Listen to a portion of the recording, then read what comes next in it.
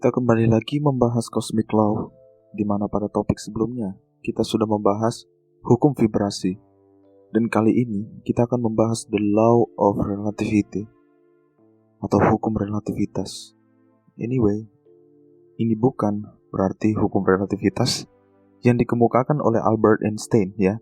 Apa maksud dari hukum ini, bro? So, dalam hidup ini tidak ada sesuatu yang terjadi yang kita coba pahami sampai kita hubungkan dengan sesuatu yang lain. Ilustrasinya begini, bagaimana bisa lo menilai saya ganteng atau jelek tanpa membandingkannya dengan orang lain? Kalau muka saya dibandingkan muka Justin Bieber, jelas muka saya gak ada apa-apanya, bukan? Jadi maksudnya sesuatu itu dibandingkan atau di-compare atau direlatekan dengan sesuatu yang lain. Contoh lagi, Indonesia ini negara maju atau berkembang. Kalau kita tidak menghubungkan dengan negara yang lain, ini akan sulit karena tidak ada parameternya. Jika Indonesia dibandingkan dengan negara Sri Lanka mungkin, baru bisa karena ada parameternya, karena ada tolak ukurnya, karena ada acuan pembandingnya. Jadi, bagaimana menerapkan hukum ini dalam kaitannya dengan uang? Apapun yang sedang terjadi dengan keuangan kamu, spesifiknya hal-hal di luar ekspektasi kamu, seperti misal kamu sedang rugi, kamu sedang bangkrut, hutang kamu menumpuk dan sebagainya.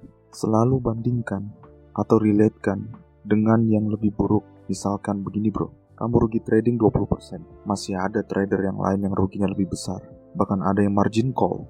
Kamu baru dapat kerja dengan gaji 3 juta misalnya. Masih banyak bukan orang yang masih menganggur. Kalau kamu sedang pusing mikirin hutang 1 juta rupiah, berapa banyak orang lain yang punya hutang lebih besar daripada hutang kamu? Mungkin puluhan juta, bahkan ratusan juta, bro. Apa tujuannya? Merelatekan keadaan kamu dengan keadaan yang lebih parah atau lebih buruk. Simple, bro. Biar lo masih bisa bersyukur. Separah-parahnya keadaan kamu, seburuk-buruknya situasi keuangan lo, masih ada di luar sana yang lebih parah dan lebih buruk lagi, bukan? Nah, kenapa kamu bisa insecure, bro? Karena kebanyakan orang, kalau lagi ada masalah atau musibah, mereka merelatekan dengan orang lain yang sedang dalam kondisi lebih baik dari dirinya. Misalkan, lo baru beli rumah tipe 3660. Kebetulan tetangga lo rumahnya besar dan bertingkat. Nah, karena melihatnya demikian, lo jadi berpikir, rumah lo gak ada apa-apanya. Ukurannya kecil lah, sempit lah, kamarnya cuma ada 1 lah, uang kamu cuma sedikit, yang hanya sanggup membeli rumah tipe kecil. Nah, akhirnya, lo gak bisa bersyukur, yang ada malah ngeluh dan insecure. Karena kamu melihat dirimu serba kurang, kamu jadi underestimate dirimu, meremehkan dirimu sendiri.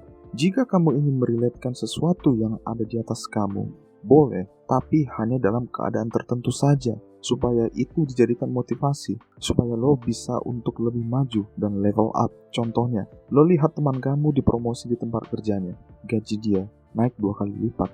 Nah, ini bisa jadi spirit buat diri lo, terpacu untuk mendapatkan promosi juga. Lo belajar dari teman lo, apa-apa saja yang dia lakukan, yang dia korbankan, sehingga dia bisa dipromosi, dan kamu bisa meniru atau mencontek cara kerja dia, bukan?